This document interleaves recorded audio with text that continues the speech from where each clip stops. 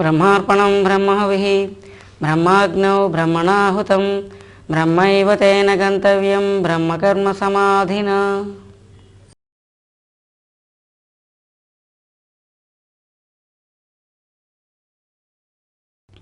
ఇప్పుడు కర్మయోగ రహస్యం, కర్మయోగము పరిశీలిద్దాం. యోగం అంటే కలయిక, కలయిక అంటే జీవబ్రహ్మముల కలయిక. జీవుడు బ్రహ్మములో ఐక్యము చెందడమే అసలు సృష్టిలో యోగము అంటే. ఆధ్యాత్మ విద్యలో యోగము అంటే జీవబ్రహ్మైక్యం. ఆ జీవబ్రహ్మైక్యానికి కర్మ అనేది డైరెక్ట్గా చేర్చదు, కానీ ఇండైరెక్ట్గా సహకరిస్తుంది. కాబట్టి కర్మని కూడా యోగము అన్నారు. కర్మయోగము అనడానికి కర్మ అనేది జీవుణ్ణి తీసుకువెళ్ళి డైరెక్ట్గా బ్రహ్మముతో ఐక్యము చేసేసి జీవబ్రహ్మైక్య స్థితిని ఇవ్వదు కర్మ. కానీ జీవబ్రహ్మైక్య స్థితికి కావలసినటువంటి పరిస్థితిని తీసుకొస్తుంది. కాబట్టి ఇండైరెక్ట్గా జీవబ్రహ్మైక్యానికి యోగకారకం అవుతున్నది కర్మ. కాబట్టి కర్మని కూడా యోగము కింద ట్రీట్ చేస్తున్నారు. కర్మయోగం. కర్మయోగంలో 4 సూత్రాలు ఉన్నాయి. 1, శాస్త్ర సమ్మతమైనటువంటి కర్మనే ఆచరించాలి. 2, ఫలాపేక్ష లేకుండా నిష్కామముగా సంగము లేకుండా కర్మని ఆచరించాలి. 3, ఈశ్వరార్పణ బుద్ధితో కర్మ చెయ్యాలి. 4, కర్తృత్వము తీసి కర్మ చెయ్యాలి. ఈ 4 యోగ సూత్రాలు గుర్తుపెట్టుకోండి. శాస్త్రబద్ధమైనటువంటి కర్మ చెయ్యాలి, ఫలాపేక్ష లేనటువంటి సంగము లేనటువంటి నిష్కామ కర్మ చెయ్యాలి. 3, ఈశ్వరార్పణ భావంతో కర్మ చెయ్యాలి. 4, కర్తృత్వరహిత కర్మ చెయ్యాలి. ఇప్పుడు ఒక్కొక్కటి పరిశీలిద్దాం. మొదటిదేమిటి? శాస్త్రబద్ధమైనటువంటి కర్మ చెయ్యాలి. దొంగతనం చెయ్యి, హింసించు, హత్యలు చెయ్యి, అసత్యమాడు, ఇటువంటి విషయాలు ఏవి కూడా ఏ శాస్త్రములు బోధించవు. ఇవి నిషిద్ధ కర్మలు. నిషిద్ధ కర్మల్ని ఎప్పుడూ విడిచిపెట్టేయాలి. అవి చెయ్యకూడదు. వాటి వల్ల మానవుడు అధోగతి పాలవుతాడు, దిగువ లోకాలకు వెళ్తాడు, నరక జన్మలకు వెళ్తాడు. కానీ వాటి వల్ల ప్రయోజనం ఉండదు. శాస్త్రము అంగీకరించినటువంటి కర్మలంటే ధర్మబద్ధమైనటువంటి కర్మల్ని మాత్రమే ఆచరించాలి. శాస్త్రబద్ధమైనటువంటి కర్మల్ని ఆచరించాలి. ఎందుకంటే యోగ సూత్రాలు జోడించి చేస్తూ దుష్టకర్మల్ని ఎవరో ఆచరించరు కదా. కాబట్టి కర్మయోగము అని అంటే శాస్త్రం అంగీకరించినటువంటి ధర్మబద్ధమైనటువంటి కర్మల్ని మాత్రమే ఆచరించాలి. దైవహితార్థ పరహితార్థ కర్మలు ఏవైనా ఆచరించవచ్చు. శాస్త్రబద్ధమైన కర్మ చేయాలి అంటే ఇక్కడ ప్రజల తాలూకా మనస్సు ఎప్పుడు ఎలా ఉంటుందంటే, అది ధర్మ విరుద్ధం అయినా సరే మనకి అనుకూలంగా ఉండేటటువంటి కర్మే చేస్తూ ఉంటారు. అంటే సాంఘికంగా కానీ, ఆర్థికంగా కానీ, శారీరకంగా కానీ, మానసికంగా కానీ మనకి నచ్చినటువంటి, మనకి అనుకూలమైనటువంటి కర్మ ఏదైతే ఉన్నదో అది ధర్మ విరుద్ధం అయిపోయినా సరే ఇదే ఆచరిస్తూ ఉంటారు. కానీ రివర్స్లో చెయ్యాలి. మనకి అనుకూలంగా లేకపోయినా, మన సాంఘిక, ఆర్థిక, శారీరక, మానసిక ప్రయోజనాలు ఏమీ సిద్ధించకపోయినా, అది మనకు అనుకూలం కాకపోయినా, మనకు కష్టం కలిగించేదైనా, మనకి నష్టం కలిగించేదైనా ధర్మసమ్మతమైన పనిని ఆచరించాలి. అలాగే రివర్స్లో మనం రివర్స్లో ఉంటాం. మనకి అనుకూలంగా ఉన్న పనినే చేస్తాం. అది ధర్మ విరుద్ధమైనా సరే. అది కాదు, మనకి అనుకూలంగా లేకపోయినా ధర్మసమ్మతమైన పనిని మాత్రమే చెయ్యాలి. 2వ సూత్రం, ఫలాపేక్ష లేనటువంటి సంగము లేనటువంటి నిష్కామ కర్మని ఆచరించాలి అని. ఫలితం ఆశిస్తే ఏమవుతుంది? ఫలాపేక్ష అంటే ఏమిటి? ఏదైనా ఒక కర్మ చేస్తున్నప్పుడు ఆ కర్మ తాలూకా ఫలితాన్ని మనం కోరుకుని కర్మ చేయడం, ఆ ఫలితం కోసం కర్మ చేయడం, ఫలితాన్ని ఆశించి కర్మ చేయడం. ఫలితాన్ని ఆశిస్తే 2 నష్టాలు. ఇవన్నీ కూడా నెక్స్ట్ లెసన్స్లో, చివరి లెసన్స్లో ఇదే థియరీలో వెళ్తూ ఉంటాయి. కాబట్టి ఆ రీజనింగ్తో మీరు లెసన్ అలవాటు చేసుకోవడం మంచిది. రీజనింగ్తో వినాలి. ఫలితం ఆశిస్తే జన్మ ప్రాప్తి కలుగుతుంది. సంతానం కోరి కర్మ చేసాం, ఈ జన్మలో ఇవ్వడు, మళ్ళీ జన్మ ప్రాప్తి ఉన్నది. సంతానం ఇచ్చాడు, అనుగ్రహించాడు అంటే దానికోసం జన్మ ధరించాలి. ఐశ్వర్యం కోరుకుని కర్మ చేసాం, ఈ జన్మలో ఇవ్వకపోవచ్చు, ఐశ్వర్యం ప్రసాదించాలంటే అది అనుభవించడానికి మళ్ళీ జన్మ ధరించాలి. అంటే ఫలితం ఆశిస్తే ఆ ఫలితం కానీ ఈ జన్మలో అనుభవించడానికి వీలైనది కాకపోయినట్లయితే నువ్వు ఆశించి కర్మ చేసావు కాబట్టి వాడు తథాస్తు అంటే అది అనుభవించడానికి నువ్వు మళ్ళీ జన్మ ఎత్తాలి. కాబట్టి ఫలితం ఆశించినందువల్ల జన్మ ప్రాప్తి కలుగుతుంది, ఇది ఒక నష్టం. రెండవది ఏమిటంటే ఫలితం ఆశించాం, మనకి ఫలితం లభించలేదు. లభించకపోతే మనస్సు రణరంగం అయిపోతుంది. ఎందుకు అంటే ఆ ఫలితం మనకు కాకుండా మరొకరికి ప్రాప్తించిందనుకోండి, వాళ్ళని చూస్తే అసూయ, ద్వేషం, పగ, శత్రుత్వం. ఈ ఫలితం మనకి ప్రాప్తించకుండా అడ్డుపడినటువంటి వాళ్ళు ఎవరైతే ఉన్నారో వాళ్ళ మీద కోపం, ద్వేషం, పగ, శత్రుత్వం. ఫలితం ఆశించామంటే కొంత స్వార్థం, కొంత లోభం ఆ పని చేస్తున్నప్పుడు ఇవన్నీ వస్తాయన్నమాట. తర్వాత ఫలితం ఒకవేళ మనకే ప్రాప్తించిందనుకోండి, మనకి ఫలితం ప్రాప్తిస్తే మదం కలుగుతుంది, ఇంకా కావాలనిపిస్తుంది, మళ్ళీ మళ్ళీ కావాలి ఇలాంటి ఫలితం అనిపిస్తుంది.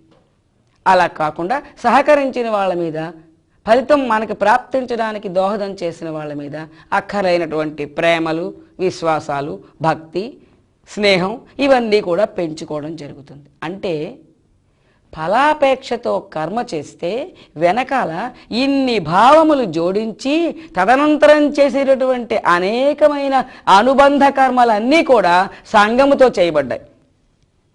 ఇప్పుడు ఒక ఫలితం ఆశించి ఒక కర్మ చేసాం, ఫలితం మనం పొందలేకపోయాం. ఓ 10 ఏళ్ల వరకు దానికి సంబంధించినటువంటి వ్యక్తులందరి మీద పగతో, ద్వేషంతో, ఈర్ష్యతో, కోపముతో వారితో మనం అనేకమైనటువంటి కర్మలు చేస్తే ఏమైంది? దాని అనుబంధమైనటువంటి కర్మలన్నీ కూడా సంగముతో చేయబడ్డాయి. ఫలితం ప్రాప్తించినా ఒక రకమైనటువంటి గుణములు జోడించబడుతున్నాయి, ఫలితం ప్రాప్తించకపోతే మరొక రకమైన గుణములు జోడించబడుతున్నాయి. మొత్తానికి ఫలితము అనేది ఆశిస్తే విక్షేప ధర్మములు జోడించబడకుండా తదనంతరం కర్మలు జరగటం లేదు. వీటి వలన ఏమవుతున్నది? పుణ్యము, పాపము అకౌంట్లో పడుతున్నది. అసలు కర్మఫలం ఏర్పడడానికి విక్షేప ధర్మములు ఆలోచనతో జోడించబడమే కదా కారణం. ఆ సంగమునకు కారణం ఏమిటి? విక్షేప భావములు కర్మతో జోడించబడే పొజిషన్ ఎందుకు వచ్చింది? ముందు ఫలితం ఆశించబట్టే వచ్చింది. అదే ఒకవేళ ఫలితం ఆశించలేదు అనుకోండి, రివర్స్లో ఆలోచించండి, ఫలితం ఆశించలేదు ఏమవుతుంది? ఆ ఫలితాన్ని అనుభవించడానికి మనకి జన్మ ప్రాప్తి ఉండదు. మొదటి సంగతి. ఎవరో ఊర్లో వాళ్ళు ఎవరో సహాయం చేయమన్నారు, చేసాం, దాంట్లో మనం ఏ ఫలాపేక్ష లేకుండా సహాయం చేసాం, అక్కడ కర్మ చేసాం, కానీ మనం ఏమీ కోరుకోలేదు కాబట్టి మనకి జన్మప్రాప్తి కారణాలు ఏవి దాంట్లో లేవు. అలాగా ఫలితం ఆశించకపోతే జన్మప్రాప్తికి కారణం ఉండదు. ఒకటి, ఫలితం ఆశించకుండా కర్మ చేస్తే విధి నిర్వహణ, కర్తవ్య పాలన, డ్యూటీ మైండెడ్నెస్ అంతే ఉంటుంది. కానీ ఆ కర్మ మీద నీ దృష్టి ఇంకా వేరే స్వార్థము, ఫలాపేక్ష, ఇతర సంగమంతో కూడినటువంటి భావములు ఏవీ ఉండవు. అలాంటివి ఏవీ లేకుండా మంచి భావంతో కర్మ చేస్తే ఏమైంది? చిత్తశుద్ధి కలిగింది. అంటే ద్వేషము, ఈర్ష్య, పగ, కోపము ఇటువంటి గుణములు మనసులో చేరడానికి అవకాశం అక్కడ రాలేదు. అంటే చిత్తశుద్ధి కలుగుతున్నది. సంగము లేనటువంటి కర్మ వలన చిత్తశుద్ధి కలుగుతుంది. సంగము అంటే విక్షేప భావములు ఆలోచనలకు జోడించడమే సంగము. సంగము అంటే గుర్తుపెట్టుకోండి, ప్రేమ కానీ, కోపం కానీ, ద్వేషం కానీ, పగ కానీ, అసూయ కానీ ఈ భావములు జోడించి కర్మ చేస్తే ఆ జోడించడాన్నే సంగము అంటాం. సంగము వలన ఏమవుతున్నది? మనస్సు రణరంగం అవుతున్నది. సంగము లేకపోతే మనస్సు ప్రశాంతంగా ఉంటుంది. సంగం ఎందుకు వస్తున్నది? ఫలితం ఆశిస్తేనే ఈ సంగమునకు అవకాశం కలిగింది. కాబట్టి ఫలాపేక్ష లేకుండా కర్మ చేస్తే ఆ ఫలితం అనుభవించడానికి జన్మ ధరించక్కర్లేదు, చిత్తశుద్ధి కలుగుతుంది.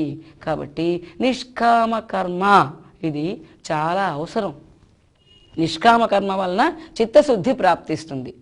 అసలు లోకంలో ప్రజలు జ్ఞాన మార్గం కంటే ధ్యాన మార్గాన్ని ఎక్కువగా ఎంచుకుంటారు. ధ్యాన మార్గం అంటే క్రియాయోగం, అభ్యాసయోగం. ధ్యాన మార్గం కంటే కూడా కర్మ మార్గాన్ని ఎక్కువగా సెలెక్ట్ చేసుకుంటారు. కాబట్టి ఎక్కువ మంది ప్రజానీకం కర్మ మార్గాన్ని సెలెక్ట్ చేసుకుంటారు. కాబట్టి ఆ కర్మ ఎలా ఉండాలి, నిష్కామ కర్మ అయి ఉండాలి అని దాని మీద స్ట్రెస్ ఇచ్చి భగవద్గీతలో కృష్ణ పరమాత్మ చెప్పడం జరిగింది. నిష్కామ కర్మ అనేది సాధకుడైనటువంటి వాడికి ప్రాథమిక సూత్రం. అసలు నిష్కామ కర్మ చెయ్యకుండా ఆయన సాధనలో ఎంటర్ అయినట్టు కాదు. ఎందుకంటే ఫలాపేక్షతో కర్మ చేసేవాడు సాధకుడు ఏమిటి? పక్కన రణరంగం లాంటి మనసు తయారవుతూ ఉంటే, దానివల్ల అకౌంట్ పడుతూ ఉంటే ఆయన సాధకుడు అనిపించుకోడు. అసలు సాధనలోకి రావాలి అంటే, చిత్తశుద్ధి కావాలి అంటే నిష్కామ కర్మ చెయ్యాలి. అసలు రూట్ ఒక లైన్ గుర్తుపెట్టుకోండి. సంచితంలో పాపం నశించాలి మొట్టమొదట, తర్వాత చిత్తశుద్ధి కలగాలి, తర్వాత జ్ఞాన ప్రాప్తి కలగాలి, తర్వాత జ్ఞాన ఆచరణ, జ్ఞానానుభూతి. ఇది రూట్, ఇది మార్గం. అంటే ముందు ఏం కావాలి? చిత్తశుద్ధి కావాలి. ఆ చిత్తశుద్ధి దేనివల్ల వస్తుంది? సంగము లేనటువంటి, ఫలాపేక్ష లేనటువంటి నిష్కామ కర్మ వల్ల వస్తుంది. నిష్కామ కర్మ చెయ్యనివాడు చిత్తశుద్ధి లేనివాడు, చిత్తశుద్ధికి అర్హుడు కాడు. చిత్తశుద్ధి లేకపోతే జ్ఞానము లేదు, మోక్షము లేదు. కాబట్టి అతని సాధన ప్రారంభ దశలోనే ఆగిపోతున్నది. కాబట్టి ప్రాథమికమైనటువంటి సూత్రం నిష్కామ కర్మ అనేది. అందువలన ప్రతి సాధకుడు కూడా ఫలాపేక్ష లేకుండా, సంగం లేకుండా కర్మానుష్ఠానం చేసి తీరాలి. ఇక మూడవది ఈశ్వరార్పణ కర్మ. ఈశ్వరార్పణ కర్మ అంటే ఇక్కడ రెండు భావములు ఉంటాయి. పని చేస్తున్నంతసేపు అధ్యాత్మ చిత్తముతో పని చేయాలి. అధ్యాత్మ చిత్తం అంటే భగవద్భావముతో నిండినటువంటి మనస్సుతో కర్మానుష్ఠానం పూర్తి చేయాలి. మీరు తోట పని చేస్తున్నారు. ఆ మనస్సులో, రణరంగం లాంటి మనస్సులో కురుక్షేత్రం జరిగిపోతూ ఉంటే తోటి వాళ్ళందరినీ నిందించుకునో, తిట్టుకునో, ఎవరి మీద అసూయతోటో, కోపముతోటో, ద్వేషముతోటో ఆ మానసిక కర్మలు జరిగిపోతూ ఉంటే ఓ పక్క నుంచి కర్మ జరిగిపోతున్నది, బంధం పడిపోతూ ఉంటుంది. ఈ తోట పని తాలూకా పని వ్యర్థం. చేసేది తోట పనే కావచ్చు. మనస్సు భగవద్భావముతో నిండి ఉండాలి. మనస్సు భగవద్భావముతో నిండి ఉండాలి. ఏ పని చేస్తున్నా, ఒక వంట పని చేస్తున్నారు, ఆ వంట పని చేస్తున్నప్పుడు మనస్సు భగవద్భావంతో నిండి ఉండాలి. ఏ కర్మ చేసినా పని చేస్తున్నంతసేపు భగవద్భావం నిండి ఉండాలి. అందుకే మన పూర్వీకులు కొన్ని శ్లోకాలు, కొన్ని అష్టకాలు, దండకాలు, మంత్రజపాలు ఇటువంటివన్నీ ఉచ్చరించుకుంటూ గృహకృత్యాలు నిర్వహించుకోవడం అనేది అభ్యాసంలో పెట్టుకుంటారు. అధ్యాత్మ చిత్తం కోసం, ఆ టైంలో ఇతర భావాలతో మనస్సు రణరంగం కాకుండా ఉండడం కోసం. అధ్యాత్మ చిత్తంతో కర్మ చేసిన తర్వాత ఆ కర్మ తాలూకా ఫలితాన్ని మనం ఆశించకూడదు. నేనీ తోట పని చేశాను కాబట్టి ఈ పంట, ఈ బీరకాయలో, ఈ వంకాయలో, ఈ కూరగాయలో, ఈ పువ్వులో ఇవి నేనే వాడుకోవాలి అనే ఫలాపేక్షతో ఉండకూడదు. ఫలితం ఆశించి చెయ్యకూడదు. కాబట్టి ఆ ఫలితాన్ని ఏం చేయాలి? ఈశ్వరార్పణం చెయ్యాలి. ఈశ్వరార్పణం అంటే కర్మ చేశాను అంతే, ఈ ఫలితం భగవంతుడికే వదిలేశాను. ఇది ఎవరు అనుభవిస్తే వాళ్ళు అనుభవించారు. ఇది నాకే కావాలి అనేది ఫలాపేక్ష. భగవంతుడికి వదిలేస్తున్నాను. కృష్ణార్పణం, ఈ పని కృష్ణార్పణం, రామార్పణం, బ్రహ్మార్పణం అని ఆ పదం ప్రయోగించి ఆ భావంతో మనం చేసినటువంటి కర్మని భగవద్ అర్పణం చేయాలి. ఇది ఈశ్వరార్పణ కర్మ అంటే. కర్మ చేస్తున్నప్పుడు అధ్యాత్మ చిత్తం ఉండాలి. కర్మ పూర్తయిన తర్వాత దాని ఫలితాన్ని భగవంతుడికి విడిచిపెట్టాలి. విడిచిపెట్టిన తర్వాత నీకు మళ్ళీ నష్టం వచ్చినా, లాభం వచ్చినా, దాని ఫలితం నీకు అనుకూలంగా ప్రాప్తించినా, ప్రతికూలంగా ప్రాప్తించినా భగవత్ ప్రసాదం అని స్వీకరించాలి. అది ఈశ్వరార్పణం అంటే. పని చేసినప్పుడు ఈశ్వరార్పణం, కృష్ణార్పణం, రామార్పణం అని టెక్నికల్గా టైప్ చేసినట్టుగా ఒక వర్డ్ నోటుతో ఉచ్చరించేసి తర్వాత మళ్ళీ దాని ఫలితం మనకి ప్రాప్తించకపోతే మళ్ళీ మనస్సును రణరంగం చేసుకుని ఆ ఇతరులతో సంగముతో కూడినటువంటి అనుబంధ కర్మలు చేయడం మొదలు పెడితే ఆ కర్మ ఈశ్వరార్పణం ఎక్కడైంది? ఈశ్వరార్పణం అంటే దాని ఫలితాన్ని ఇంక మనం తిరిగి చూడకూడదు. ప్రాప్తిస్తే ప్రాప్తించింది, లేకపోతే లేదు. అది అనుకూలంగా ప్రాప్తించినా, సక్సెస్ అయినా, ఫెయిల్ అయినా దాన్ని భగవత్ ప్రసాదం కింద ఇంతే మనకి ప్రాప్తం అని స్వీకరించాలి. అది ఈశ్వరార్పణ కర్మ. శాస్త్రనీతమైనటువంటి కర్మ చేయాలి, ఫలాపేక్ష లేకుండా, సంగము లేకుండా నిష్కామ కర్మ చేయాలి. మూడవది ఈశ్వరార్పణ కర్మ చేయాలి. ఈ ఈశ్వరార్పణ కర్మ అనేది జీవితంలో ఎప్పుడో ఒకసారి ఈశ్వరార్పణం చేస్తాను, లేకపోతే 1-2 కర్మల్ని ఈశ్వరార్పణం చేస్తాను అని పనికిరాదు. ఎల్లప్పుడూ మన భావం ఈశ్వరార్పణంగానే ఉండాలి. జీవితం అంతా సమస్త కర్మల్ని ఈశ్వరార్పణం చేయాలి. ఏదో ఒక కర్మ చేసి దాన్ని ఈశ్వరార్పణం అనేసి ఆ తర్వాత మిగిలిన కర్మలన్నీ ఫలాపేక్షతో చేసుకోవడం కాదు. అప్పుడు ఏమవుతుందో తెలుసా, మనకు కావాల్సినవన్నీ కూడా ఫలాపేక్షతో చేసుకుంటాం, పనికిరాని కర్మలన్నీ కృష్ణార్పణం అనడం అభ్యాసం చేసుకుంటాం. అది కాదు కావాల్సింది. ఎప్పుడో ఒకప్పుడు కృష్ణార్పణం, ఇవాళ లెసన్ చెప్పారు కాబట్టి ఇవాళ ఇంటికి వెళ్ళగానే ఇవాళ చేసినటువంటి కర్మలు కృష్ణార్పణం అని గుర్తు కాదు కాబట్టి అనడం, రేపటి నుంచి మరి కృష్ణార్పణం లేదు, అంతా స్వంతార్పణమే. అంటే కర్మ చేస్తున్నప్పుడు ఎప్పుడో ఒకప్పుడు కాదు, ఎల్లప్పుడూ ఈశ్వరార్పణ భావం ఉండాలి. ఏదో ఒక కర్మ కాదు, 2 కర్మలు కాదు, సమస్త కర్మల్ని ఈశ్వరార్పణం చేయాలి. మూడవ పాయింట్, ముఖ్యమైన పాయింట్, దుష్కర్మాచరణ చేసి ఈశ్వరార్పణం అనకూడదు. దుష్టకర్మలు ఆచరించి ఇవి ఈశ్వరార్పణం అని అనడం అది కర్మయోగం అనిపించుకోదు, అది మరింత పాపం. కాబట్టి అటువంటి పనులు చేయకూడదు. తర్వాత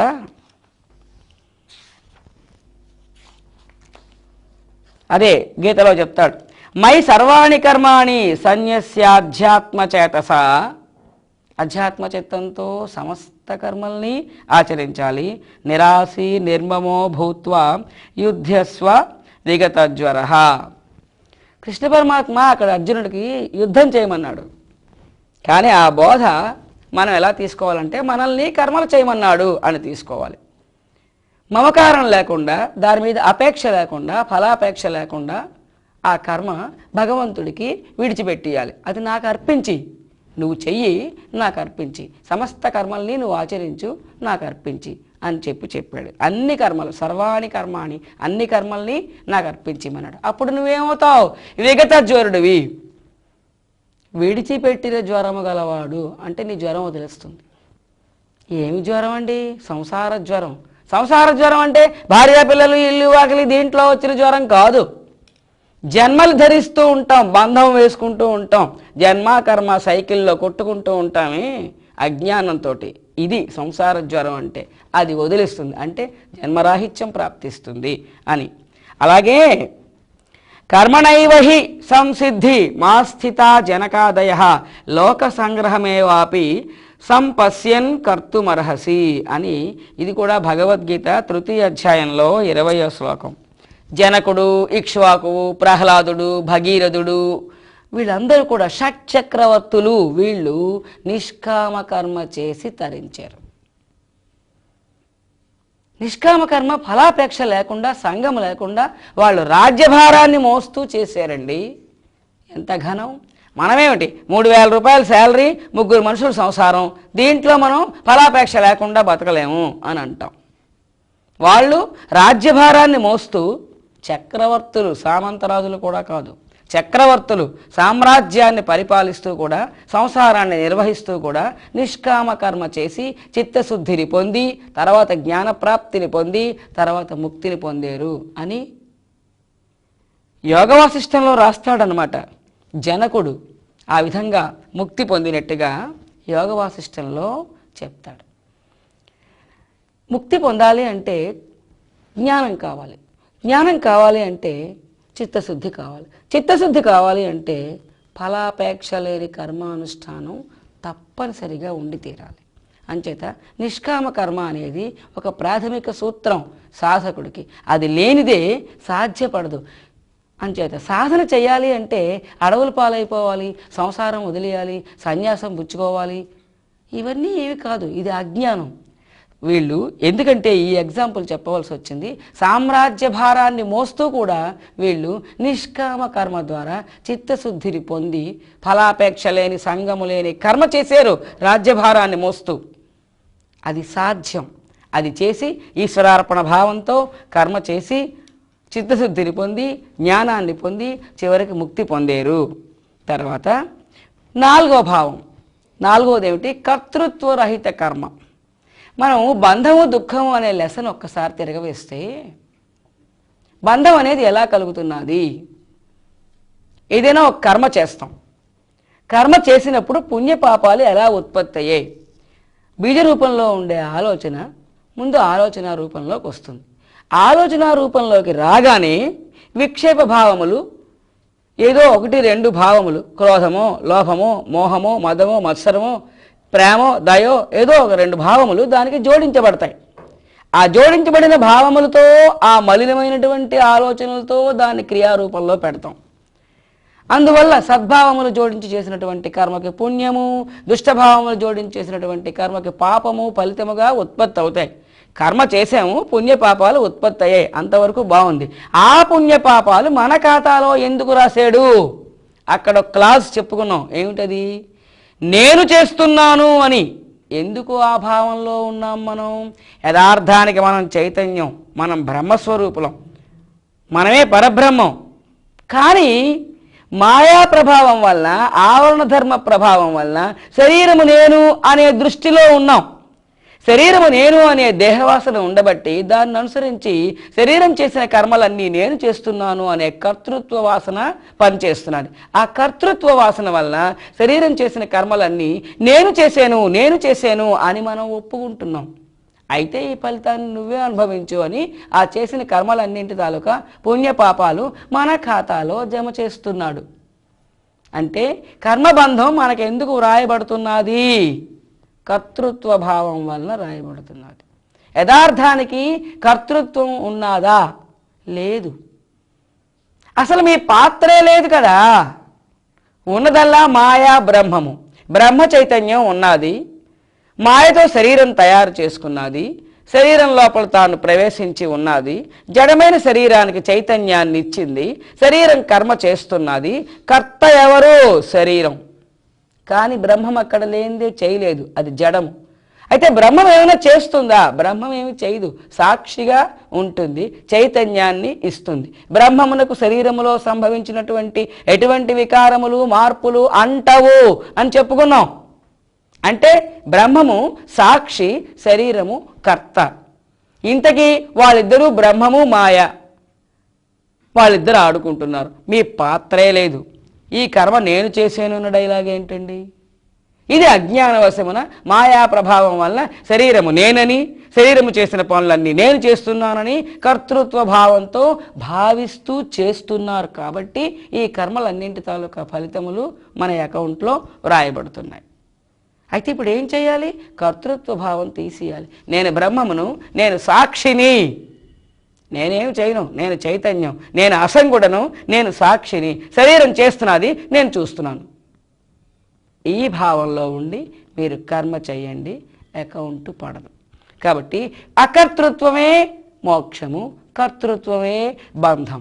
కర్తృత్వం వల్లనే ఈ బంధం పడుతున్నది అకౌంట్. కర్తృత్వ భావం తీసేయాలి.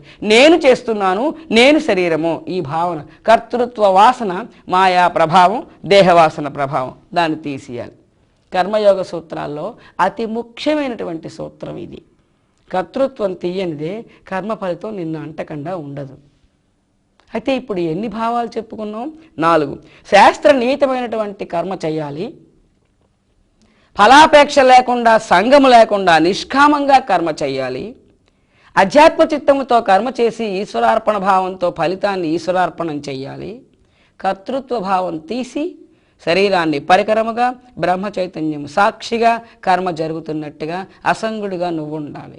ఈ 4 సూత్రాలతోటి నువ్వు ఏ కర్మ చేసినా దాని ఫలితం నిన్ను అంటదు. ఫలాపేక్ష వల్ల ఫలితం నీ అకౌంట్లో పడుతున్నది, కర్తృత్వం వల్ల ఫలితం నీ అకౌంట్లో పడుతున్నది, సంగము వల్ల పాపపుణ్యాలు ప్రాప్తిస్తున్నాయి. కాబట్టి దీనికి రెమెడీస్ ఆలోచించి ఈ యోగ సూత్రాలు జోడించి కర్మ చేయాలి. యోగ సూత్రాలు జోడించి చేసినటువంటి కర్మ చిత్తశుద్ధిని కలగజేస్తుంది. దానివలన మోక్షప్రాప్తికి, జ్ఞానానికి అర్హులవుతారు. అయితే కర్మయోగం పాటించాలంటే యోగ సూత్రాలు జోడించడం అనేది ఉత్కృష్టమైన కర్మల్నే సెలెక్ట్ చేసుకోక్కర్లేదు. ఇది మనం గమనించవలసిన ముఖ్యమైనటువంటి విషయం. అతి సామాన్యమైనటువంటి లౌకిక కర్మలు, ఉదర పోషణార్థం చేసుకునే కర్మలు, జీవన చర్యల్ని కూడా కర్మయోగ సూత్రాలు జోడించి దాన్ని ఆచరించినట్లయితే అదంతా కర్మయోగమే అవుతుంది. అంటే సామాన్య జీవితాన్ని కూడా కర్మయోగంగా టర్న్ చేసుకోవడానికి ఇంతకంటే అవకాశం ఉండదు. భగవద్గీతలో ఒక్క శ్లోకం ఉంది, అది టోటల్ కర్మయోగ రహస్యం అంతటినీ కూడా, సారాంశం అంతటినీ కూడా వ్యక్తపరుస్తుంది. కర్మణ్యేవాధికారస్తే మా ఫలేషు కదాచన మా కర్మఫల హేతుర్భూర్మాతే సంగోత్స్వ కర్మణి అని భగవద్గీత 2వ అధ్యాయంలో 47వ శ్లోకం.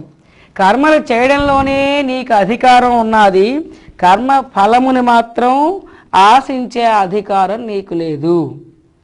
ఇది భవిష్యత్ లెసన్స్లో దీని వివరణ వస్తుంది, కానీ కొద్దిగా మాట్లాడుకుందాం. కర్మలు చేయడంలో నీకు అధికారం ఉన్నది, కర్మ చెయ్యి, ఫలితం ఆశించకు. ఎందుకంటే ఫలితం ఆల్రెడీ డిసైడెడ్. మీరు ఉద్యోగ ప్రయత్నం చేశారు, కానీ ఈ ఉద్యోగం ఎవరికి రావాలో నిర్ణయించబడి ఉంది, మీకు వస్తుందో రాదో నిర్ణయించబడి ఉంది. వివాహ ప్రయత్నం చేశారు, ఈ వివాహం జరుగుతుందో జరగదో, వారిద్దరికీ ఘటన ఉందో లేదో అది నిర్ణయించబడి ఉంది. కాబట్టి ఫలితం ఆల్రెడీ నిర్ణయించబడి ఉంది. నువ్వు తెర మీదకి వచ్చిన తర్వాత చూసే అర్హతే నీకున్నది, కానీ ఎలా ఉండాలి అని కోరుకునే అర్హత నీకు లేదు. అర్హతే లేదన్నాడు ఏకంగా ఫలితం ఆశించడానికి. కారణం ఏంటంటే ఫలితం నిర్ణయించబడి ఉంటుంది చాలా కర్మలకి, అందువల్ల ఫలితం ఆశించకూడదు.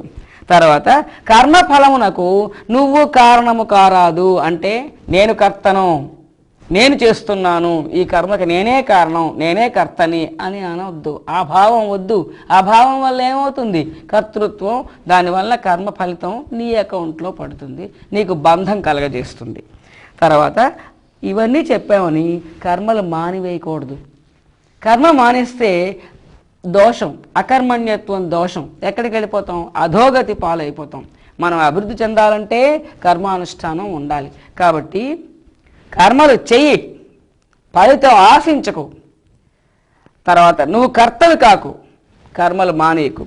అంటే ఇందులో మొదటి వాక్యం కర్మ చెయ్యమని ప్రోత్సహిస్తున్నది, రెండవ వాక్యం కర్మ ఫలితాన్ని విడిచిపెట్టమని శాసిస్తున్నది, మూడో వాక్యం కర్తృత్వం నీ మీద వేసుకోకు అని ప్రబోధిస్తున్నది, నాలుగో వాక్యం కర్మలు చేయడం ఎట్టి పరిస్థితిలో మానకూడదు అని శాసిస్తున్నది. అంటే టోటల్ కర్మయోగం తాలూకా ఎసెన్స్ అంతా కూడా ఈ ఒక్క శ్లోకంతో కృష్ణ పరమాత్మ ప్రజానేకానికి అందించాడనమాట. కాబట్టి సమస్త కర్మల్ని కూడా యోగ సూత్రాలు జోడించి, ఉత్కృష్టమైన కర్మలే అక్కర్లేదు, సామాన్య జీవిత కర్మల్ని కూడా యోగ సూత్రాలు జోడించి ఆచరించడం అభ్యాసం చేసుకోవాలి.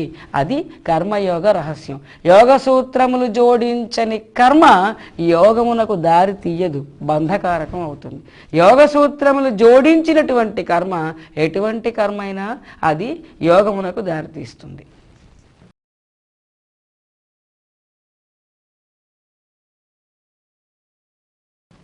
ఇప్పుడు మనం సత్కర్మ కర్మయోగం అనే విషయాన్ని పరిశీలిస్తాం.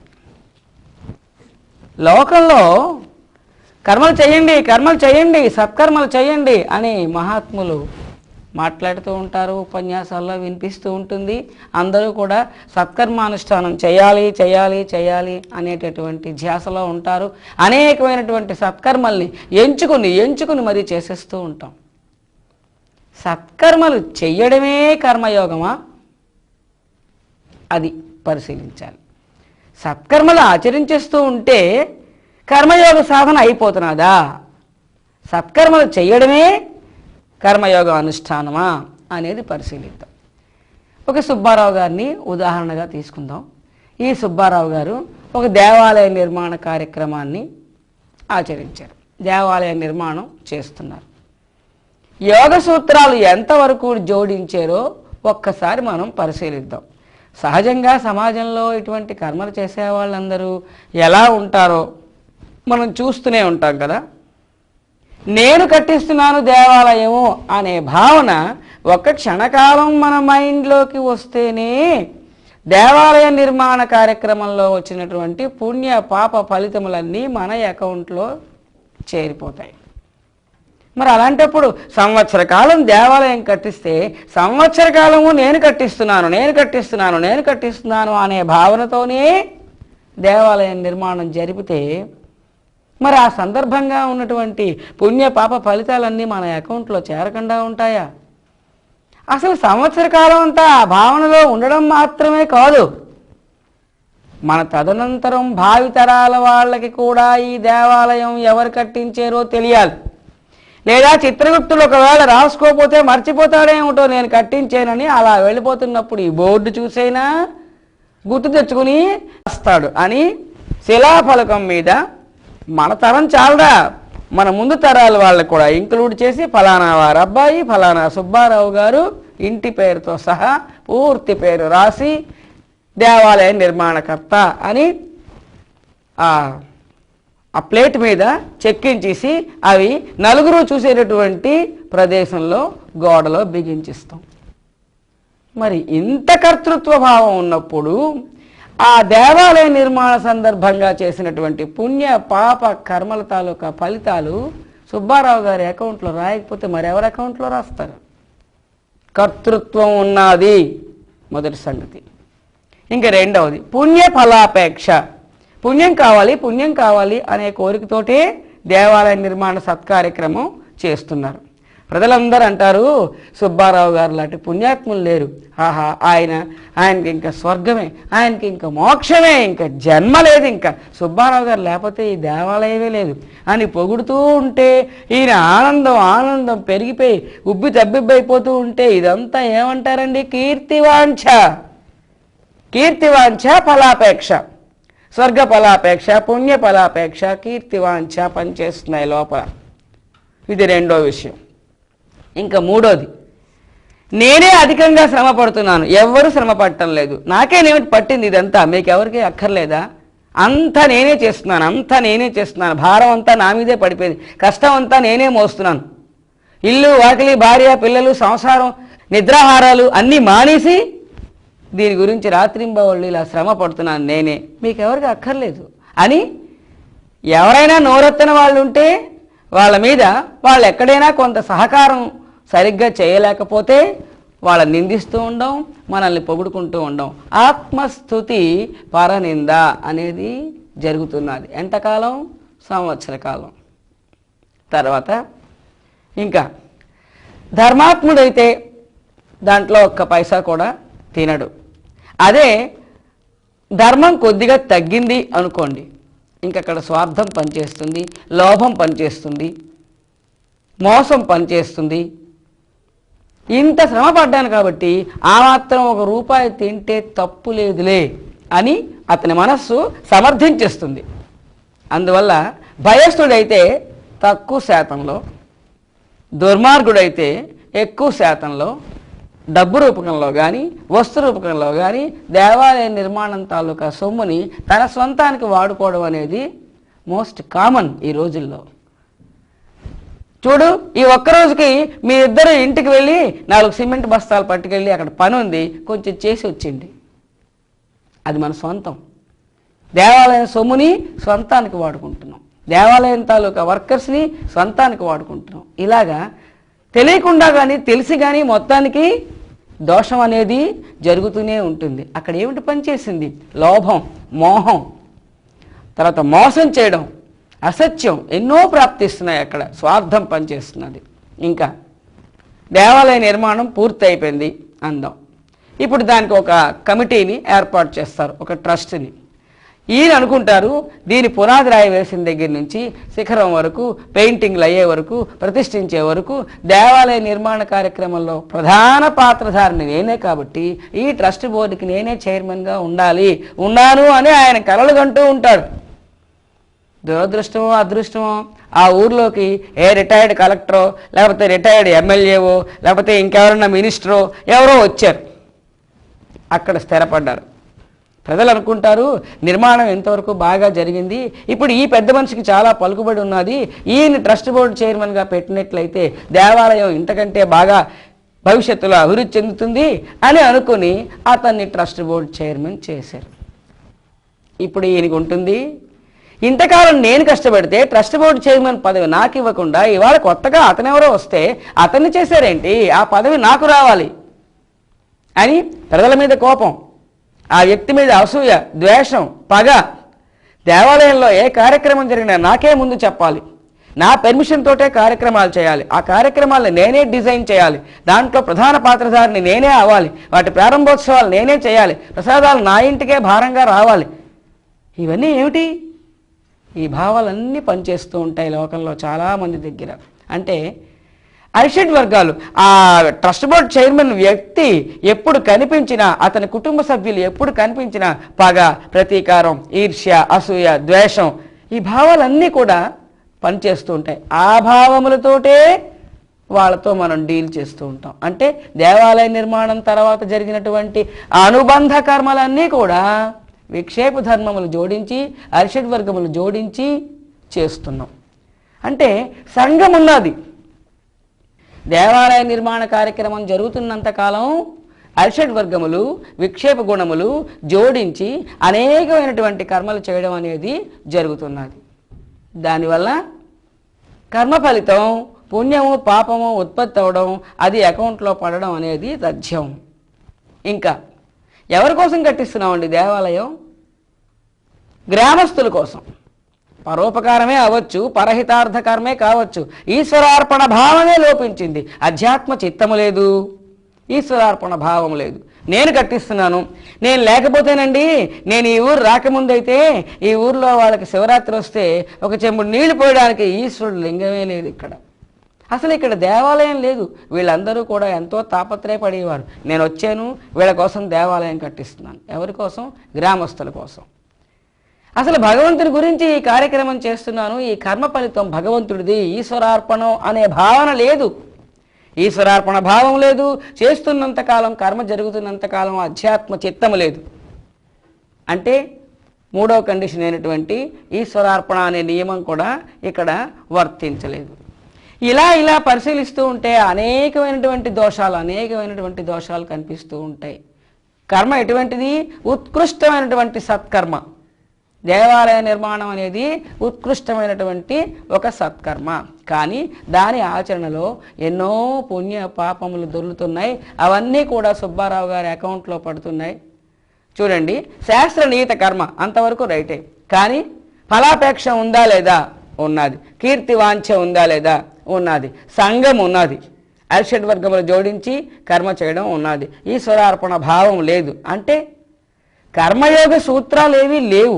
పైగా కర్తృత్వం చక్కగా పనిచేస్తున్నది. కర్తృత్వం ఎవరు తీస్తారండి? ఆత్మజ్ఞానం ఉన్నవాళ్లే తీయగలరు. మిగతా సామాన్య మానవులందరూ నేను కట్టిస్తున్నాననే సెన్స్తోటే చేస్తారు. కాబట్టి కర్తృత్వం ఉన్నది. యోగ సూత్రాలు ఏవి కూడా ఇందులో జోడించబడలేదు. కాబట్టి ఈ కర్మ వలన ఆ కర్మ జరుగుతున్నంతకాలం సంభవించినటువంటి పుణ్య పాపములు రెండు కూడా సుబ్బారావు గారి అకౌంట్లో చేరక తప్పదు.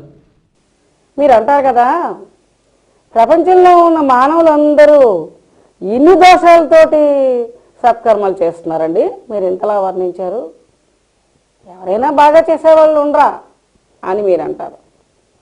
ఎంత బాగా సత్కర్మలు చేసినా కొన్ని 1, 2, 3 దోషాలు తప్పనిసరిగా దొరుకుతాయి అందరి సత్కర్మల్లో. అవి ఏవై ఉంటాయో ఒకసారి ఆలోచించండి. ఒకటి కర్తృత్వం. ఎందుకంటే ఆత్మజ్ఞానం తెలిసి జ్ఞాన ఆచరణ చేస్తున్న వాళ్ళు చేయటం లేదు ఈ సత్కర్మ. జ్ఞానం తెలియక పూర్వం పుణ్యఫలాపేక్షతోటి సత్కర్మానుష్ఠానం చేస్తున్నారు. అంచేత కర్తృత్వం తీయడం అంటే ఏమిటో తెలియదు వాళ్ళకి. అందువల్ల కర్తృత్వంతో కర్మ చేయడం, దాని వలన ఆ పుణ్యపాప ఫలితాలు అకౌంట్లో వేసుకోవడం అనే దోషం తప్పనిసరిగా 100కి 95% అందరి సత్కర్మల్లోని ఈ దోషం దొరుకుతుంది. ఇది ఒక్కటి చాలు కదా. పుణ్యం కానీ పాపం కానీ సత్కర్మానుష్ఠాన సమయంలో దొరికినటువంటి పుణ్య పాప ఆ భావాల తాలూకా ఫలితం మన అకౌంట్లో పడ్డానికి కర్తృత్వం ఒక్కటి చాలు. కాబట్టి సత్కర్మానుష్ఠానం కర్మయోగం అవటం లేదు. యోగ సూత్రాలు జోడించి చెయ్యటం లేదు. యోగ సూత్రాలు జోడించి కర్మ చేస్తే త్యాగబుద్ధి, దయ, ప్రేమ, స్వార్థరహితం, ఇవన్నీ మంచి గుణాలన్నీ మనస్సులో కలగాలి. అవి పట్టుబడాలి. చిత్తశుద్ధి కలగాలి. ఆ సత్వగుణ ప్రధానమైన మనస్సు రావాలి. రజస్తమో గుణాలు సన్నగిల్లాలి. ఈ సత్కర్మానుష్ఠానం వల్ల అటువంటి ప్రశాంత చిత్తం ఏర్పడితే, చిత్తశుద్ధి కలిగితే, దానివల్ల వైరాగ్యం కలిగి, ఆత్మానాత్మ విచక్షణ కలిగి, ఆత్మజ్ఞానం మీద శ్రద్ధ కలిగి, జ్ఞాన సముపార్జన జరిగి, జ్ఞాన ఆచరణలోకి వస్తే, అనన్య భక్తి, కర్మ యోగ, భక్తి యోగ, జ్ఞాన యోగ ఆచరణలన్నీ ఆచరిస్తే అప్పుడు మోక్షం. అంటే ఈ సత్కర్మానుష్ఠానం దేనికే? చిత్తశుద్ధికి, జ్ఞాన ఆచరణకి, సాధకుడిని సిద్ధపరచడానికి మాత్రమే. జ్ఞానం పొందడానికి, జ్ఞానాన్ని ఆచరణలో పెట్టడానికి సాధకుడిని రెడీ చేస్తాయి ఇవి. కానీ దురదృష్టవశాత్తు ఇవే సత్కర్మానుష్ఠానమే మోక్ష సాధన, దీంతోటే మోక్షం వచ్చేస్తుంది అనే భావంలో ఉన్నారు ప్రజలు. అయితే ఇక్కడ మనం గమనించవలసింది ఏమిటంటే, ఎంత ఉత్కృష్టమైన సత్కర్మ చేసినా యోగ సూత్రాలు జోడించకపోయినట్లయితే, కర్తృత్వం తీయకపోయినట్లయితే, ఫలాపేక్షతో కర్మ చేసినట్లయితే, సంగముతో కర్మ చేసినట్లయితే, ఈశ్వరార్పణ బుద్ధి లోపించినట్లయితే, ఈ యోగ సూత్రాలు జోడించకపోతే ఎంత ఉత్కృష్టమైన సత్కర్మైనా దాని వలన బంధమే కలుగుతున్నది. పుణ్యము పాపము అకౌంట్లో పడుతున్నది. దానివల్ల జన్మ ప్రాప్తి, మళ్ళీ దుఃఖము, మళ్ళీ బంధము కంటిన్యూ అయిపోతున్నాయి. యోగ సూత్రాలు జోడించి చేస్తే ఉత్కృష్టమైన సత్కర్మలు ఎంచుకోక్కర్లేదు. ఇప్పుడు నేను అశ్వమేధ యాగం చేయనా, రాజసూయ యాగం చేయనా, నేను ఏ యజ్ఞం చేయాలి, ఉన్నదంతా దానం చేసినా, లేకపోతే పెద్ద పెద్ద కర్మలు, అటువంటివి ఏవి ఎంచుకోక్కర్లేదు. మీ దినచర్య, లౌకిక కర్మలు, మీ దినచర్య ఏదైతే ఉన్నదో దాన్ని, ఇంకా తక్కువ కర్మలు, ఉదర పోషణార్థం, జీవితం నడవడానికి జీవన క్రియలు, మన సాధారణ జీవిత మార్గం, ఈ కర్మల్ని మనం యోగ సూత్రాలు జోడించి గాని ఆచరించినట్లయితే అది విశిష్టమైన కర్మయోగంగా మారుతుంది. కాబట్టి మన దినచర్యని కూడా, లౌకిక కర్మల్ని కూడా, ఉదర పోషణార్థం, జీవనార్థం మనం చేసేటటువంటి సామాన్యమైన భౌతిక కర్మలు కూడా యోగ సూత్రాలు జోడించి చేసినట్లయితే అవి యోగ సాధన అవుతున్నది. వాడు కర్మయోగి అవుతున్నాడు. దానివల్ల అతనికి పుణ్యము పాపము అకౌంట్లో పడదు. దానివల్ల అతనికి బంధం ఉండదు, జన్మప్రాప్తి ఉండదు. యోగ మార్గంలో సాధనలో ముందుకు వెళ్తాడు. ఎంత ఉత్కృష్టమైన సత్కర్మల్ని ఎంచుకున్నా యోగ సూత్రాలు జోడించకపోతే మాత్రం తప్పనిసరిగా అవి బంధాన్నే కలిగిస్తాయి. కాబట్టి సత్కర్మానుష్ఠానం చేసుకుని పోవడమే కర్మయోగం అని నేటి ప్రపంచంలో ఉన్నటువంటి ఒక భావనని మనం ఇప్పుడు పరిశీలించాం. అది తప్పు. సత్కర్మానుష్ఠానం చెయ్యడం కర్మయోగం కాదు. అది కాలు తుడిచే పని అవని, రోడ్డు తుడిచే పని అవని, ఎంత నీచమైన పని అవని, దినచర్య అవని, లౌకిక కర్మ అవని, ఉదర పోషణార్థం చేసే పని అవనండి, ఆఫీసు కార్యక్రమం అవనండి, సంసార నిర్వహణ అవనివ్వండి, యజ్ఞయాగాదులు అక్కర్లేదు. యోగ సూత్రాలు జోడించి కర్తృత్వం తీసి, ఫలాపేక్ష లేకుండా, సంగము లేకుండా, ఈశ్వరార్పణతో చేసినట్లయితే అది యోగంగా మారుతుంది. కాబట్టి సత్కర్మ, కర్మయోగం, ఈ రెండిట్లో ఉన్నటువంటి ఆ క్లారిఫికేషన్ సాధకుడికి ఉండాలి. లేకపోతే అలాగా కర్మలు చేస్తూ ఉంటారు, బంధం వేసుకుంటూ ఉంటారు. కర్మ పట్ల సరి అయిన అవగాహన లేకుండా సత్కర్మలు చేయడం అనేది, యోగ మార్గంలో నడవడం అనేది సాధ్యపడదు.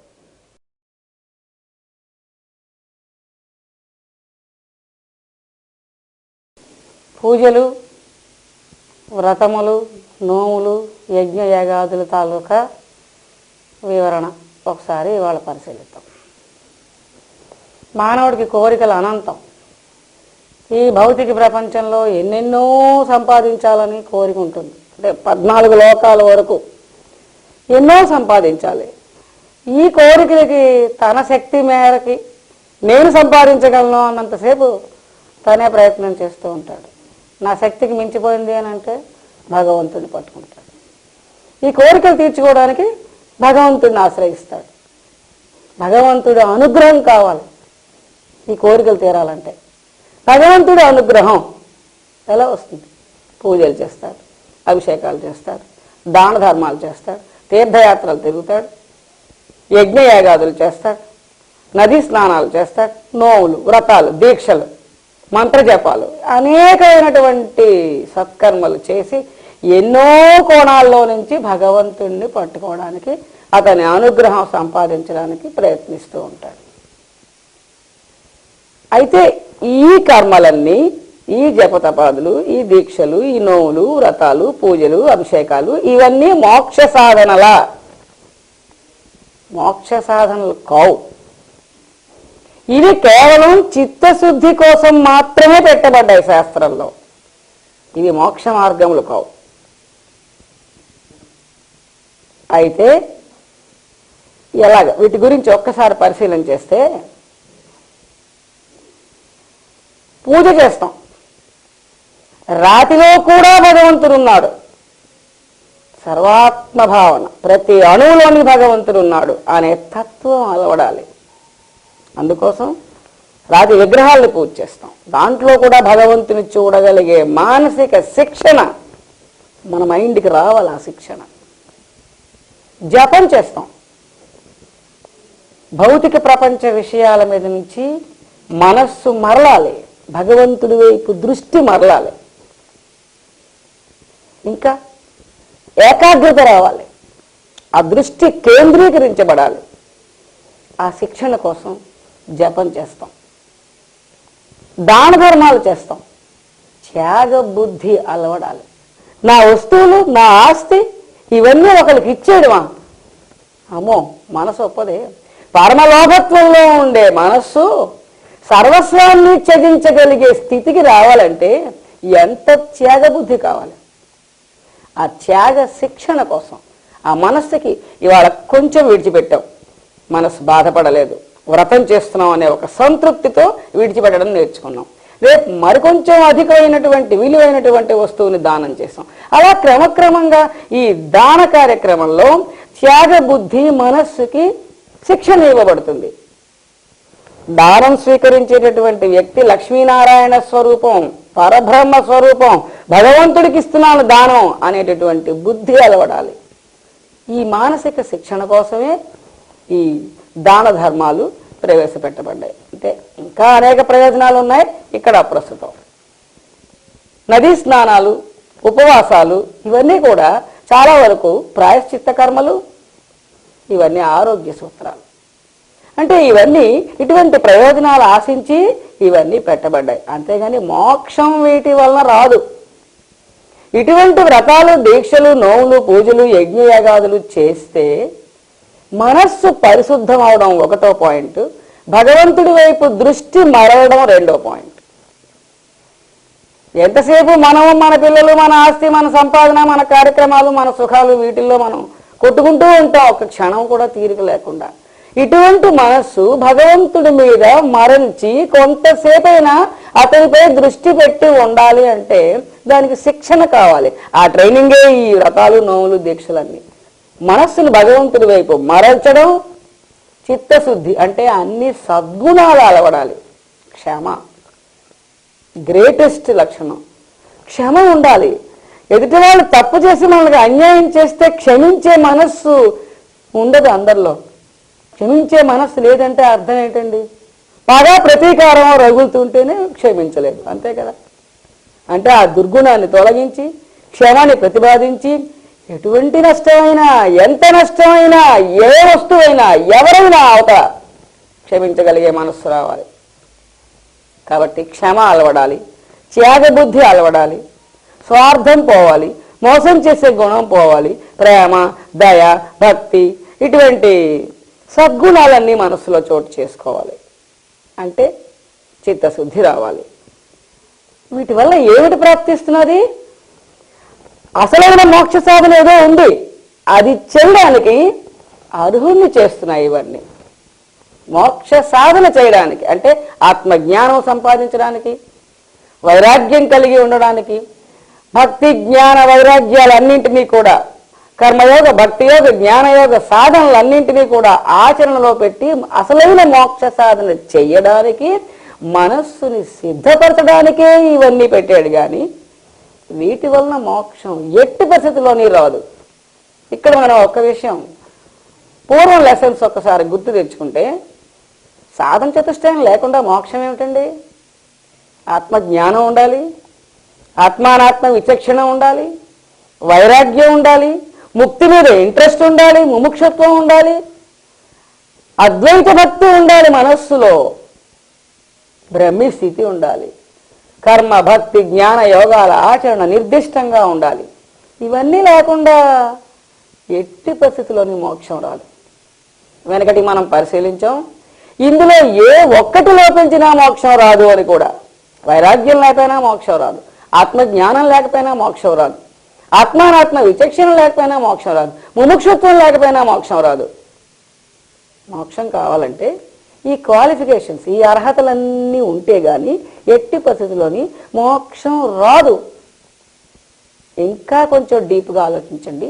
మోక్షం వచ్చే టైంకి మనలో ఉండవలసినటువంటి అనుకూల వాతావరణం, అనుకూల పరిస్థితి ఏమిటి అని ఆలోచిస్తే ఒక్కసారి,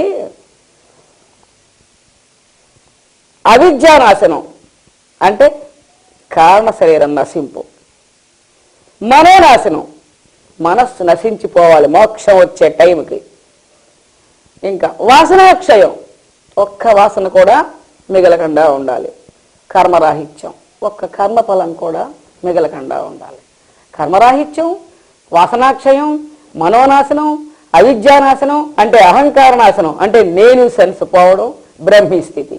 ఇవన్నీ అసలు ఎలా వస్తాయి? ఆ బ్రహ్మీ స్థితి ఉంటేనే వస్తాయి. నేనే ఆ అనంత పరబ్రహ్మాన్ని అనే అనుభవ జ్ఞానం. ఈ పరిస్థితులు, ఈ అనుకూల పరిస్థితులు ఎప్పుడు తటస్థిస్తాయో అప్పుడు మోక్షం వస్తుంది. ఇవన్నీ లేకుండా జీవితాంతం శనివారం ఉపవాసం చేసేస్తాం, లక్షవత్తులను చేస్తాం, లక్ష కుంకుమార్చన చేస్తాం, కోటిసార్లు లలితా సహస్రం పారాయణ చేస్తాం. ఇదిగో ప్రతిరోజు ఇలాగ అన్నదానం చేస్తున్నాం, విశేషమైనటువంటి అన్నదానం చేస్తున్నాం, ఇంత పెద్ద యజ్ఞం తలపెట్టాము, ఇటువంటి యజ్ఞాలు చేస్తున్నాం. ఇటువంటి సత్కర్మానుష్ఠానాలు, ఇటువంటి పూజలు, లేకపోతే జీవితాంతం మీరు జపం జపం జపం జపం చేసేయండి, తపస్సు చేసేయండి. వీటి వల్ల పుణ్యం వస్తుంది, కానీ శాశ్వతమైనటువంటి మోక్షం మాత్రం రావడానికి వీల్లేదు. అసలు వెనక చెప్పినటువంటి లక్షణాలు లేకుండా మోక్షం వస్తుంది అన్న మాట హాస్యాస్పదం. ప్రజలకి తెలియక, మోక్షం అంటే ఏమిటో తెలియక, మోక్షంకి ఉండవలసినటువంటి అర్హతలేమిటో తెలియకుండానే ఈ సత్కర్మానుష్ఠానం వల్ల మోక్షం వస్తుందని భ్రమపడుతున్నారు. కానీ ఈ కర్మానుష్ఠానం వలన అశాశ్వతమైనటువంటి స్వర్గం వస్తుంది, కానీ పుణ్యం వస్తుంది, అశాశ్వతమైన స్వర్గం వస్తుంది. మోక్షం మాత్రం ఎట్టి పరిస్థితుల్లోని రావడానికి వీలు లేదు. అయితే మరి ఎందుకు పెట్టాడు ఈ సత్కర్మానుష్ఠానం అంతా? దీని ప్రయోజనం ఏమిటి? దీనివల్ల పుణ్యం వస్తుంది, పుణ్యం తర్వాత స్వర్గప్రాప్తి కలుగుతుంది. స్వర్గం తర్వాత మళ్ళీ పుణ్యం క్షీణిస్తే మళ్ళీ భూమి మీదకి వచ్చి జన్మ ఎత్తవలసిందే. మళ్ళీ జన్మప్రాప్తి, మళ్ళీ కర్మానుష్ఠానం, మళ్ళీ బంధము, మళ్ళీ దుఃఖము అని మామూలే. అయితే చిత్తశుద్ధి కలుగుతుంది. ఇది ఎందుకు పెట్టాడు అంటే చిత్తశుద్ధి కలుగుతుంది కాబట్టే పెట్టాడు. వివేక్ చూడమణిలో పఠంతు శాస్త్రాన్ని యజంతు దేవాన్ కుర్వంతు కర్మాణి భజంతు దేవతా ఆత్మైక్యబోధేన వినా విముక్తి న సిద్ధ్యతి బ్రహ్మశతాంతరేపి. పఠంతు శాస్త్రాన్ని, షట్శాస్త్రాల్ని కంఠస్థం వచ్చేటి చదివేయండి, అభ్యాసం చేసేయండి, 10 మందికి బోధించేయండి. ఉపన్యాసం చెప్పడం గ్రేట్ కాదు. మోక్షార్హత వేరు, ఈ శాస్త్ర ధోరణి వేరు. యజంతు దేవాన్ కుర్వంతు కర్మాణి భజంతు దేవత. యజ్ఞకర్మలు చేసి ఇంద్రాది దేవతలను సంతృప్తిపరిచి వాళ్ళని ప్రసన్నం చేసుకోగలుగాక. విశేషమైనటువంటి కర్మలన్నింటినీ, కామ్యకర్మలన్నింటినీ చెయ్యగాక. కానీ ఇవన్నీ కామ్యకర్మలు, వీటి వలన మోక్షం ఎట్టి పరిస్థితిలోని రాదు. దేని వలన వస్తుంది? ఆత్మైక్య బోధే న వినా. ఆత్మైక్య బోధ, ఈ జీవాత్మ ఐక్యం అయిపోవాలి పరబ్రహ్మంలో. జీవ బ్రహ్మైక్యం, బోధ అంటే ఆ నాలెడ్జ్, అనుభవ జ్ఞానం. జీవ బ్రహ్మైక్యం అనుభవపూర్వకంగా ప్రాప్తిస్తే గాని నా వినా అది లేకపోతే నా వినా విముక్తి, ముక్తి లేదు. నా సిద్ధ్యతి బ్రహ్మశతాంతరేపి, బ్రహ్మకల్పాలు అంటే బ్రహ్మగారు కల్పం ఆయుర్దాయం 100 సంవత్సరాలు ఎంతెంతో మనం ప్రళయం లెసన్లో పరిశీలించాం. అటువంటి బ్రహ్మకల్పములు 100 గడిచిపోయినా మోక్షం మాత్రం రాదు. ఇలాంటి శాస్త్రాలు చదివేసినా, యజ్ఞకర్మానుష్ఠానం చేసేసినా, దేవతలు ప్రత్యక్షమైపోయినా, వరాలు ఇచ్చేసినా, మీరు ఏమి చేయండి, ఆత్మజ్ఞాన అవగాహన, అనుభవపూర్వకమైనటువంటి బ్రహ్మజ్ఞాన స్థితి కలగలిదే మోక్షం ఎట్టి పరిస్థితిలోని 100 బ్రహ్మకల్పాలు గడిచిపోయినా కూడా రాదు. వ్రతాని దానాని తపాసి యజ్ఞ సత్యంచ తీర్థాశ్రమ కర్మయోగా స్వర్గార్థమేవా శుభమధ్రువం చ జ్ఞానం ధ్రువం శాంతికరం మహార్థం అని శృతి. వ్రతములు, దానములు, యజ్ఞములు, సత్యరతము, దీక్షలు, తీర్థయాత్రలు, ఆశ్రమ స్వీకారం, సన్యాసాశ్రమంకి వెళ్ళిపోయాం, వానప్రస్థాశ్రమంకి వెళ్ళిపోయాం, ఇవన్నీ బాహ్య కర్మలే. అలా చెప్పిన ఆ అనుకూల స్థితి ఏర్పడితే గాని మోక్షం రాదు. ఇవన్నీ బాహ్య కర్మలు, ఇవన్నీ పునర్జన్మ హేతువులు, ఇవన్నీ పుణ్యహేతువులు. వీటి వల్ల పుణ్యం లభిస్తుంది, అశాశ్వతమైన స్వర్గం లభిస్తుంది, కానీ మోక్షం మాత్రం ఎట్టి పరిస్థితిలో లభించదు. అర్ధస్య నిశ్చయో దృష్టో విచారేణ హితోక్తితః. గురువు ఆత్మజ్ఞానాన్ని బోధించాలి. గురువు దగ్గర ఆత్మజ్ఞానాన్ని విచారణ చెయ్యాలి. అంటే తర్క వితర్కాలతోటి శాస్త్రాన్ని అధ్యయనం చేయాలి. అప్పుడు దాని తాలూకా అర్థాన్ని, ఏ అర్థం, సమస్తము పరబ్రహ్మ తత్వం తప్ప వేరే అణువు లేదు అనే అర్థం నిశ్చయంగా దృఢపడిపోవాలి. అంటే అర్థం ఏంటి, బ్రహ్మానుభూతి కలగాలి, అనుభవపూర్వక బ్రహ్మజ్ఞానం కలగాలి. దాని వలననే మోక్షం లభిస్తుంది. కానీ నా స్నానేనా, పుణ్యనదులు, పవిత్రమైన గంగా నదిలో మేము 60 సార్లు స్నానం చేసామండి. అంటే జ్యోతిర్లింగాలు అన్నింటినీ నేను 4 సార్లు దర్శించానండి. నా దగ్గరికి వచ్చి చెప్తూ ఉంటారు కొంతమంది, నా అర్హతలు ఏమిటి అంటే అని. నేను 4 సార్లు జ్యోతిర్లింగాలు అన్నింటినీ దర్శించానండి. నేను అన్ని పుణ్యతీర్థాల్లోని, ఎక్కడ కాశ్మీర్ మొదలుకొని కన్యాకుమారి వరకు ఉన్న పుణ్యతీర్థాలు అన్నింటిలోని స్నానం చేశానండి. నువ్వు ఎన్నిసార్లు స్నానం చెయ్యి, స్నానం వలన మోక్షము రాదు. నా దానేనా, నీ ఇష్టం లేకున్నా సర్వస్వం, ఎస్టేట్లు కూడా దానం చేసేయి. ఎవరు చేశారు దానం? సుబ్బారావు. కర్తృత్వం ఉంది కదా, ఆత్మజ్ఞానం లేదు కదా, కర్తృత్వం ఉండి తీరుతుంది. కాబట్టి దానం చేసిన బంగారం దానం చేయండి, భూములు దానం చేయండి, గోవులు దానం చేయండి, శాస్త్రంలో చెప్పిన దానాలన్నీ చేయండి. నా దానేన, నా స్నానేన, నా ప్రాణాయామ శతేన, క్రియాయోగం, క్రియాయోగం, ప్రాణాయామం ఇలా కౌంట్ చేసుకుంటూ ఎంత మీరు కుంభకల్లోని వాటిల్లోని కూర్చుని ఆ స్థితిలో ఉన్నా వీటి వలన పుణ్యం లభిస్తుంది. ఇవన్నీ కూడా సత్కర్మలు, వీటికి పుణ్యం లభిస్తుంది, స్వర్గం లభిస్తుంది, కానీ మోక్షం మాత్రం ఎట్టి పరిస్థితిలోని కలగదు. ఇవన్నీ మోక్షాన్ని ఇవ్వలేవు. మరి అయితే ఎందుకండి ఇవన్నీ పెట్టాడు శాస్త్రంలో? పని లేదా? అంత పనికిరానివని మీరు కొట్టిపారుస్తున్నప్పుడు శాస్త్రం వీటిని ఎందుకు బోధిస్తున్నది? చిత్తశుద్ధి. కర్మయోగంలోని ఒక్కొక్క ఏరియాలో మాట్లాడుతున్నప్పుడు అయితే మరి ఇవన్నీ ఎందుకు పెట్టినట్టుగా అని మనం అనుకుంటూ ఉంటే ఇక్కడ ఒకలా కనిపిస్తుంది, ఇంకో లెసన్లో మాట్లాడుకుంటున్నప్పుడు అక్కడ ఇంకోలా కనిపిస్తుంది. కర్మయోగం తాలూకా పూర్తి లెసన్స్ అయినప్పుడే మనకి సంపూర్ణమైనటువంటి అవగాహన వస్తుంది. ఇవన్నీ ఎందుకు పెట్టాడు? చిత్తశుద్ధి కోసం మాత్రమే పెట్టాడు. అయితే నిజంగా చిత్తశుద్ధి లభించేటట్టుగానైనా పోని మనం ఆ కర్మల్ని ఆచరిస్తున్నామా?